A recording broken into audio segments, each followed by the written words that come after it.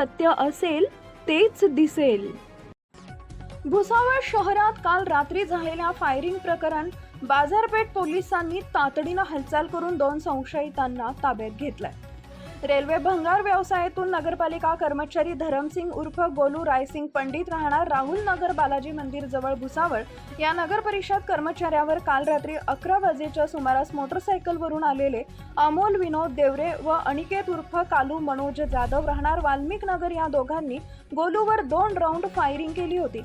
बाजारपेठ पोलिसांनी अवघ्या 24 तासात या दोघं आरोपींच्या मुसक्या अडून ज्या भागात ते दहशत माजवत होते त्या बाजारपेठेतील दगडी पूल बालाजी मंदिर वाल्मिक नगर या भागातून या दोन्हींची पोलिसांनी ढिंडा काढली, जेणेकरून यांच्या दहशतीला आळा बसेल तसेच सर्वसामान्य नागरिकांना दिलासा मिळेल. भुसावळ शहरात गोळीबार करणं हे नित्याचं झालंय. गेल्या 4 दिवसात 2 खून झालेले आहेत. हे खून प्रकरण ताजदे असताना अशा प्रकारे खुलेआम गोळीबार करणं म्हणजे बिहार पॅटर्नच झाला. याला बाजारपेठ पोलिसांनी वेळीच आवर घातलेला आहे. सदरची कारवाई उपविभागीय पोलीस अधिकारी केदार बारबोले व पोलीस निरीक्षक राहुल वाघ यांच्या मार्गदर्शनाखाली केली गेली आहे. पोलिसांच्या या कामगिरीचं शहरातून कौतुक केलं जात आहे.